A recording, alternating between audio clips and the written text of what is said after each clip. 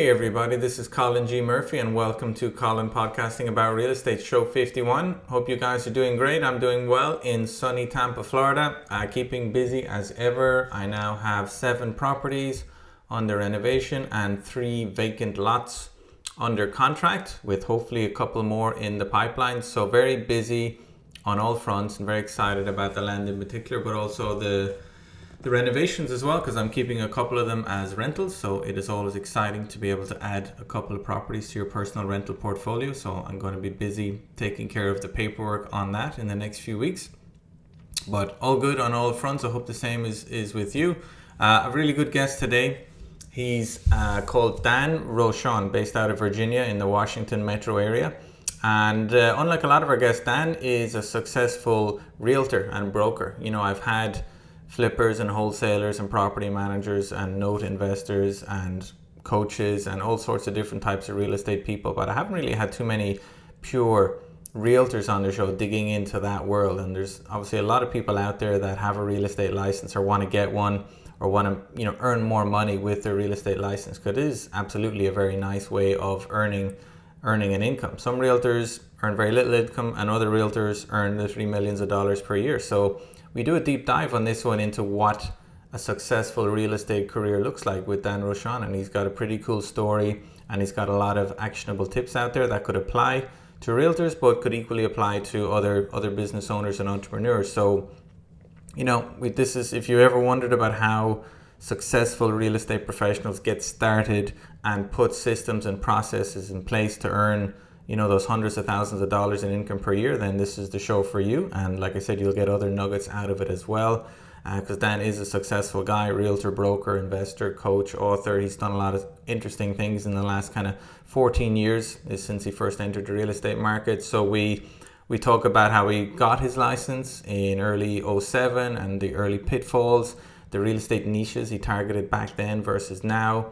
He's got some terrific ideas on creating and balancing short-term income strategies with long-term income strategies. You need both to survive, so it's a really good way of looking at it. Just some really good tips in general on hard work and momentum building and outsourcing non-income generating tasks, and other things as well. How his team responded to COVID, the 5 tasks realtors should focus on while outsourcing the rest. A lot of good stuff in here, and I think you're going to enjoy it. So let me know what you think. Let's head on over and see what Dan has to say. Dan Rochon, how are you doing, sir? Welcome to the show. Thank you, Colin. Pleasure to be here. Yeah, the pleasure's all mine. So listen, why don't we start at the beginning, Dan? Can you tell us a little bit about yourself, where you're from? Sure. So my name's Dan Rochon. I live in Northern Virginia, right outside Washington, D.C. And I was born in Hartford, Connecticut. Okay. But I haven't lived in New England in many, many years. So I'd have to say Northern Virginia is my home. I've been here for, seems like forever, and got my real estate license in 2007. Okay. And I thought that was a splendid time to get a license when there was an entire economic crash. And so struggled at the beginning. Took me about 6 months to close my first transaction. And then after I closed my first transaction, I sort of figured out the pathway relatively quickly after there, and was fortunate and grateful to be able to buy the brokerage that I worked for 18 months after I got my license, and owned that brokerage for 10 years, and then sold it a couple of years ago and wrote the book Real Estate Evolution. And today I spend most of my days either coaching agents for them to get consistent, predictable income, or selling homes myself. That's awesome. There's a lot to dig into there. So you became a realtor in 2007. What were you doing before that? Presumably you were working for a while then. I was scooping butters into ramekins at the at one of the highest end steakhouses in Washington, D.C. in the world. And no kidding. I was waiting tables, and I hated it. Well, it's hard work. I mean, that's hard work. You earn every penny doing that, and difficult to get rich that way. But yeah, that's work. That'll teach your work ethic for sure. So did you then was it the real estate boom that made you think, wow, I got to get into this? Everybody's making lots of money in real estate. This is, better get my license and jump on the train. Yeah, early 2000s during that boom, 2002, 3, 4. Mm-hmm. I thought I was an investor, and so I was waiting tables, and I made a fair amount of money outside of waiting tables, investing, really speculating into Yeah. real estate deals, and Mm-hmm. and the market was helping me to be that speculator, Mm-hmm. and and I did know I wanted to be an entrepreneur. I knew I wanted to help people. I knew I wanted to be able to help people achieve their goals, solve their problems. I just didn't know how. Right.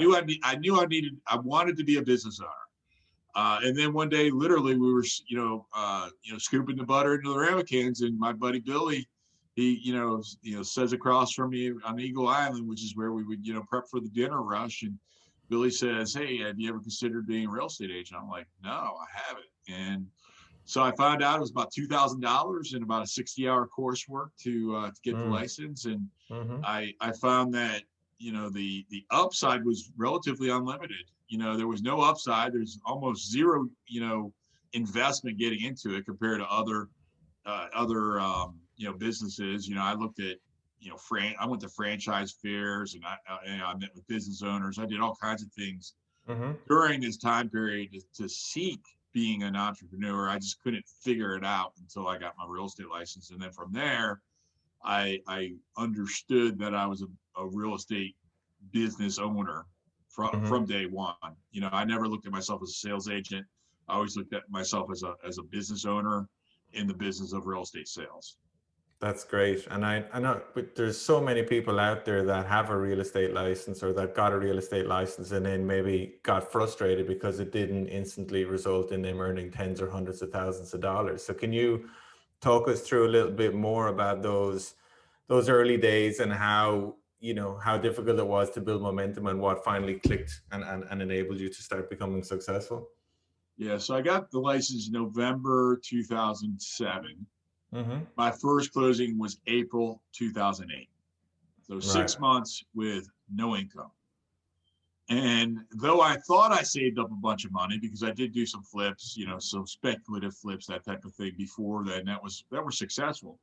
And Mm-hmm. I thought I had a ton of money saved. I didn't nearly have as much money as I thought I had. Right. And so before my first closing, I was getting ready to pay the mortgage on my credit card, Oof. and that didn't feel good. But what I realized, and I think this is more like being more reflective, and I'm not sure if I realized this in the moment, was that Mm-hmm. real estate sales is such a the results, the payday is a lagging factor to the activity.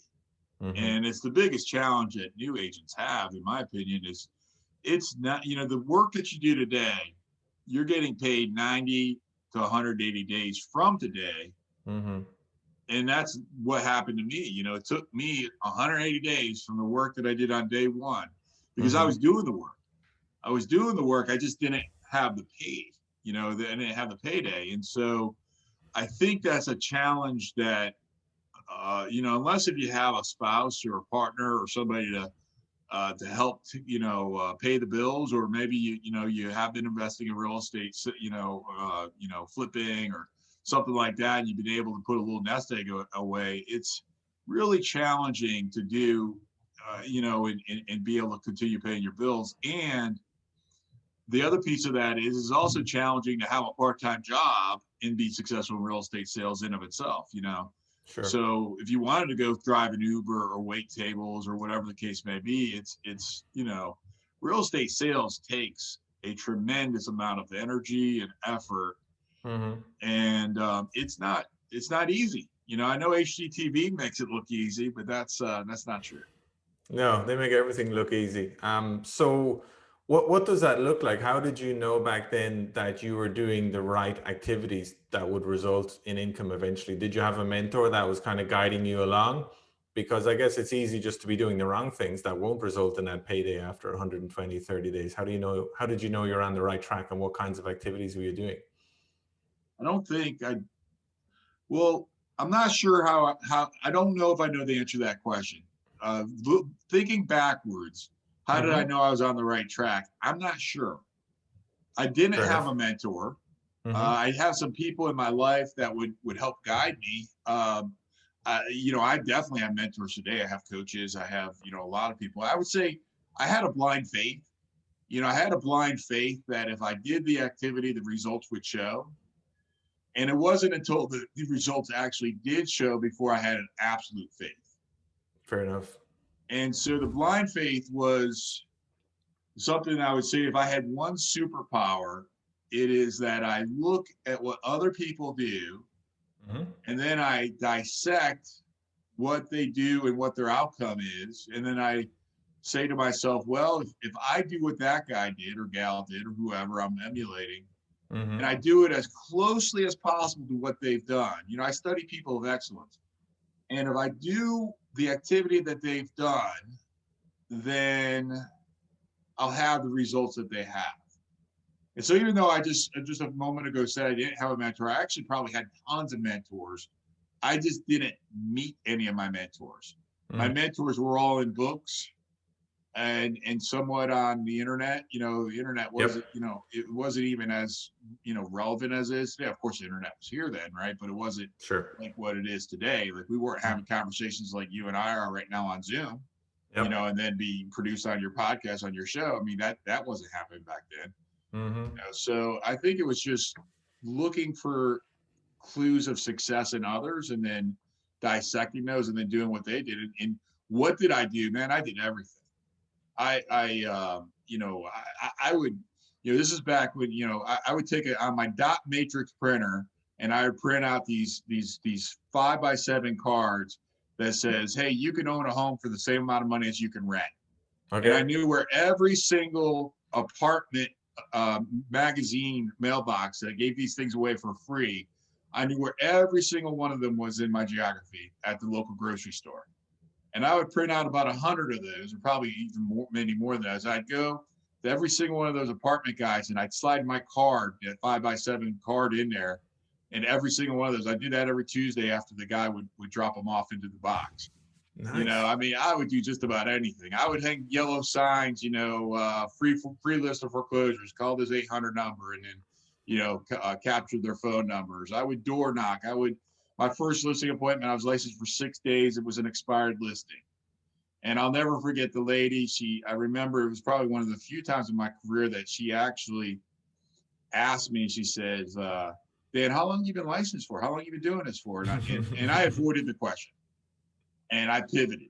And then she asked me the second time, and I pivoted again. And finally, the third time she asked me, remember, I've been licensed 6 days.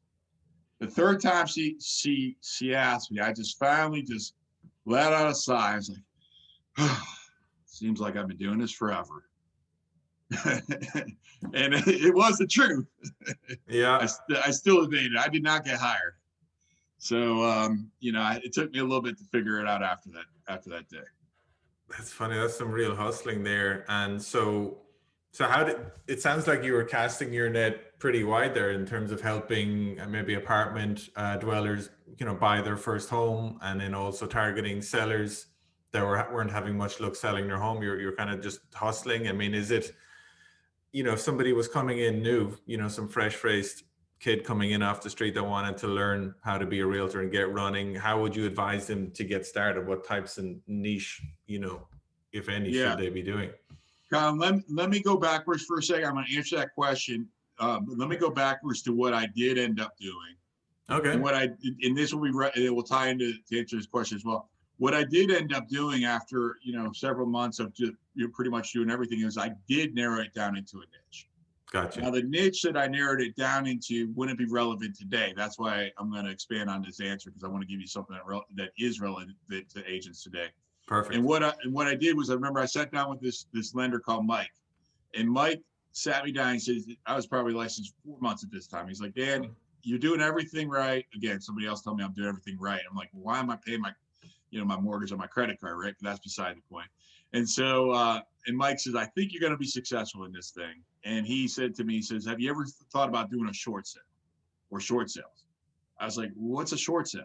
But remember, this is no one in the market ever heard of that term at this point. Mm-hmm. And Mike explained to me what the short sales were. And at the time, none of our competitors wanted to do it. The marketplace was about about a third of the marketplace needed to do a short sale. And Yeah. so that was my first niche. So focusing on one thing really did benefit me, greatly. And that's how I did have that success between month 6 and 18. What I would tell an agent today is I would tell an agent to focus on no more than 2 short-term strategies and 1 long-term strategy. And the way to identify that would be 1 to 2 things that will generate you money today. I'll give you some options here in a moment. And no more than 1 thing that will generate you some money 18 months from now. And so hopefully it's obvious why you want the long-term and the short-term, because you got to eat today. But the long-term strategy, which I'll talk about that first, which would be like your sphere of influence or a geographic niche, it takes 18 months for that to really start getting legs. And so, but you want to do the long-term strategy because once you get that rolling, it allows for your business to be consistent, and basically it builds a moat around your business that protects you against the market challenges of big data, artificial intelligence, technology, and commoditization. Because when you start having those relationships with people through your long-term strategy, and that strategy would be to contribute and add value to people's lives systematically, and then do so in a manner where you're the resource for real estate. You do that either through a geographic niche or through a sociographic niche. That would be your long-term strategy. Your short-term strategy, I recommend to either consider doing open houses, doing Facebook ads to advertise properties on Facebook and then capturing their information, or doing for sale by owners. Even in today's marketplace, for sale by owners still can hire you. It's just that the ratio, you have to meet more face-to-face than what you used to have to do before. That's really good stuff. They're fantastic advice for any young or inexperienced realtors out there. I love that, 2 short-term strategies and a long-term strategy. I've never heard that before, and it makes a lot of sense. And then you do those on steroids then. Yeah. Right. Then you do it on steroids. So in the way you select what you're going to do, it's going to be based off of what are you passionate about doing? What do you love to do? What do you wake up in the morning and it doesn't feel like you're working? And if that's open houses for you, because you're relational and people love you and you love people, then guess what? Do 4 open houses next weekend, and 4 the next weekend, and 4 the next weekend, and 4 the following weekend. And you do 2 on Saturday and 2 on Sunday. And you can't tell me if you do 16 open houses in the next 30 days, you're not going to have a payday in 45 days. I don't care what your skill set is. Just do the work. And, a lot of times people, agents say, well, Dan, that's too much. I'm like, is it? I'm asking you to do 5 hours of work on Saturday and 5 hours of work on Sunday. And if you only get 1 deal from those efforts and your average gross commission is $10,000, do the math. If you go back to a 9-to-5 job, well, you're putting 8 hours in Monday, Tuesday, Wednesday, Thursday, Friday, versus 10 hours of work over the weekend. Yeah. And speaking of that 9-to-5, I mean, one of the big differences that I see, I mean, there's not that many highly successful realtors. There's a lot of realtors that are just kind of struggling to get by. And one of the big differences is that lack of a consistent income that they generate. You can generate a consistent income with your W-2 job, like you just alluded to. Maybe you're getting $5,000 or $6,000 a month. And if you're a realtor, some days you get $10,000, but it might be a long time before you get the next $10,000. So what kind of, you mentioned it a little bit, but what kind of strategies and tips do you have for people that struggle with it, that want to, be a realtor with consistent income? So my personal trainer, I employ a personal trainer that I go to twice a week. And this was actually the trainer before the one I have now. And this was a female. She had asked me, she asked me a similar type question. And she said, Dan, she said, you have, paychecks every single week, a couple every single week. Then what sets you apart from your competition? And, I just sort of looked at her. This is the truth. It's so simple. I just told her I show up every day. I actually treat it like a job. So for me, I show up every single day and I work a schedule from 8:30 to 6 p.m. Monday to Friday. And then within that schedule, I focus on my 5 activities. I call that CPI time. That's in the book I wrote, Real Estate Evolution. I talk about CPI time, which is consistent, predictable income. And those 5 activities that I do during those work hours of 8:30 to 6 are lead generate, convert the leads to appointment, go on appointment to get hired, negotiate, and scripts and role play. Every single thing else I leverage off. Now, I'm fortunate today that I got a really strong team of virtual assistants that support me and the agents that I work with for our success. We actually have 15 virtual assistants that support 3 agents plus myself. Awesome. Right. So that's a huge staff. Yeah. And that huge staff is there so that we can focus on our CPI time. Because those 5 things that I mentioned are the 5 things that pay you money. Every single thing else is required for transaction, but it's outside of the activity that actually makes you a payday. And so, to the best of your ability, if you're intending to get success in real estate sales, it is as closely as you can is to follow a schedule that accommodates those 5 things. And then do so. Like, you can't control the outcomes. What you can control is the activity. So if you choose to sit there and say, I'm going to lead generate 1 to 3 hours every single day of the week, 5 days a week, and then you end up, surfing Facebook, well, you're not going to be successful. Or if you allow for, closings and walkthroughs and all that type of stuff to be scheduled during that lead generation hour. Yes. Same type of thing. So you're either going to have an agent that isn't going to do the work. Well, they're not going to have success. Or you're going to have an agent that will not have the ability to prioritize, and they're going to have inconsistency. Or you can prioritize to say, you know what, I will do that schedule. I will schedule that walkthrough at 3 p.m. I'll schedule that closing at 2:30. Because from 9:30 to noon, that's when I'm doing my money-making time of lead generating.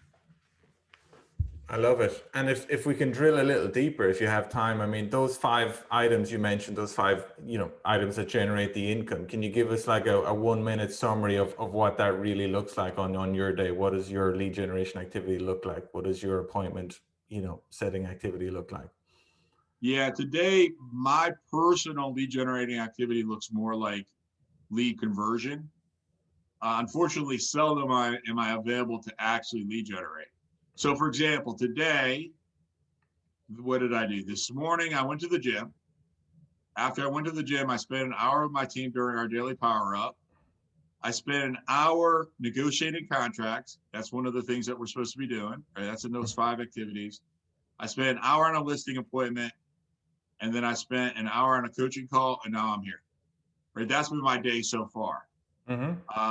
The rest of my day, I haven't even looked at my schedule. I'm not sure, but I know that those 5 things are going to be on the schedule. So for me, it's about typically from 8:30 to 9:30, I do a power up with my team each morning. There's different parts of the team. They're not all there for the hour. Half of them are there for 30 minutes, the other half for another 30 minutes. Gotcha. Then from 9:30 to noon is typically going to be follow up for me. Now today I let a listing appointment get in that time just because I think I haven't. I do think I haven't. I do. I have another listing appointment today at 5. So because I already had another listing appointment, I didn't want to book something late at night. I allowed myself to book that in the morning, and so typically from 9:30 to 12:30, I'm lead generating, and most of that's like following up on leads that my inside sales agents are booking for us. And then from noon to 6 is going on appointments or going to closings, that type of thing. But for the most part, I'm fortunate today that I've got a big team of inside sales agents that help set appointments for us. I got a huge database of about 15,000 people that we're marketing to consistently that, we get a ton of referrals, that type of stuff. So, just staying focused, and it builds, the momentum builds. If you think of momentum like a flywheel, and if you can think of that flywheel, and you push and you push and you push and you push, and you get like maybe a centimeter of movement, and then you push again, you push again, you push again, and it gets an inch. And then you keep doing that. Well, eventually that flywheel is going to, sort of swing back and forth. And at some point, that flywheel will start spinning in circles, and it'll have this momentum that will be sustaining. And you'll never know what was the push that got that momentum. You don't know. And I'm fortunate today that I have that momentum. Okay. And so now it's just continuing to continue with that momentum and continue pushing it to increase the speed and the efficiencies. But at first, you don't have that momentum. So you just got to show up every single day and look for opportunities, look for business, understand that's your job.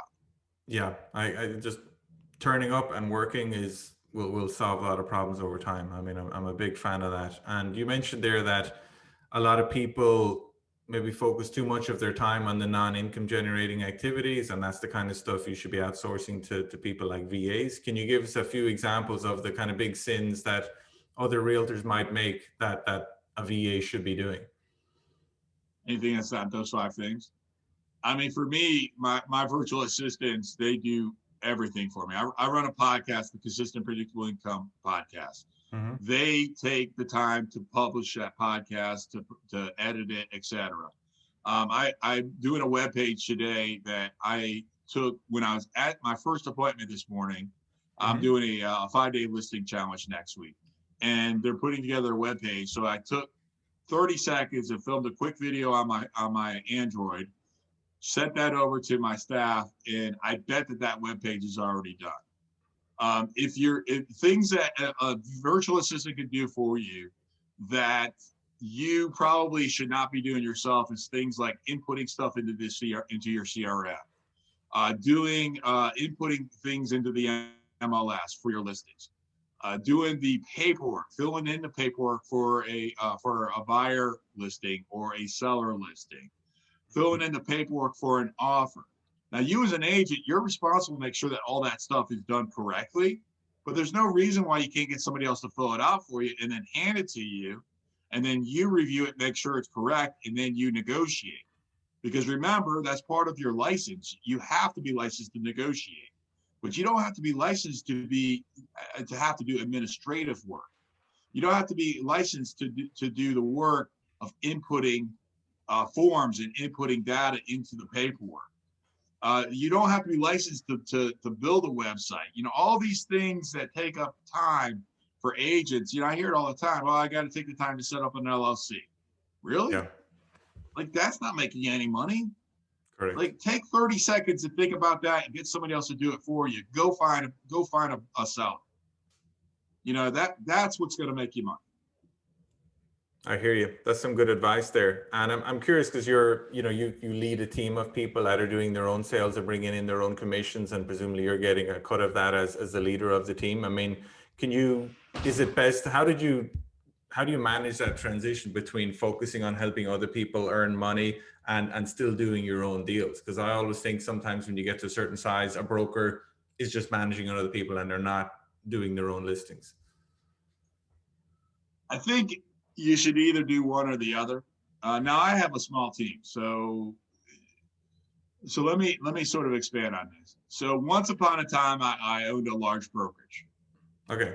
When I owned that large brokerage, I made the mistake of never giving up my personal sales. Now, it was sort of a mistake that was a necessary evil, because the brokerage didn't pay me enough money to sustain, to pay my bills. And so I was in this catch-22 of having to do my own transactions, in the same sense, serve the agents within my brokerage. And quite candidly, I did it poorly. Now, I may have done it really well, but from my standards, I feel like I didn't do it nearly as well as the brokerage deserved. And so I believe that you can really only do, if you want to be a brokerage owner, be a brokerage owner. If you want to be a real estate agent, be a real estate agent. But when you're looking at like a real estate agent that's a rainmaker, which is in the position that I'm in now, well, I only have 3 agents that I work with, and then we have 15 staff. So of the staff, I only really work with 2 of the staff. which is my director of operations and my director of lead generation. Mm-hmm. So I'm currently in the process of hiring a director of sales. And then once I get that director of sales in place, then we will scale the business and bring on a lot more agents. Because when we get in that position, there's only going to be 3 people that I'll be leading. Mm-hmm. So you can lead a large organization through a small team of people. But if you look at the span of control for any one individual is between 5 to 8. And you don't want to be leading more than that. And so that's why you really want to be able to, if you want to create success, you can build a big business and you could have 100 agents working for you as long as you have the leadership in place. Yeah. And each of those leaders' span of control is no more than 5 to 8, and you can be really effective in doing that. Yeah, that makes a lot of sense, Dan. That makes a lot of sense. And I'm curious, let's pivot a little bit. So, how has COVID been for realtors in your town? How has COVID been for your business? From the outside, it looks like business is booming, but I suspect some people have done tremendously well and others have not. I mean, what's your take on things? So last March 2020, I mentioned COVID to my sales team one time. And we had a meeting and I shared with them, all right, guys, here's where we are. We don't know what the future is going to bring. And because we don't know what the future is going to bring, Mm-hmm. we're going to have to take a look at every single one of our expenses. Or let me say that differently. We're going to have to take a look at every single dollar that we're spending as an organization. Mm-hmm. And if that dollar is an expense, we're going to get rid of it. If that dollar is an investment, we're going to triple it. But we're going to keep an eye on it as we triple it. We're not going to initially triple it. We're going to incrementally triple it through it. And we're going to really, really keep a close eye on it to make sure that it is indeed an investment. Gotcha. Interesting. And guess what? We're going to have to triple down on our activity. Because none of us know what's going to happen. And that was the one and only time that I talked that the word COVID came out of my mouth to my sales team. Mm-hmm. From that point moving forward, we didn't pay attention. Now, I think a lot of sales teams thrived during this time period. We were one of those sales teams. Mm-hmm. Was it because of the way that we approached it? We said, you know what? This is a circumstance. It's raining outside. We could boo-hoo about the fact that it's raining outside, or we could bring an umbrella. We acknowledged it. We acknowledged it up front. We made quick adjustments. We made fierce adjustments. And then we tripled down on our activity, and we look forward, and we've almost doubled our business over the last 12 months. Fantastic. That's fantastic. Yeah, I love that point of view. Let's triple down on investment.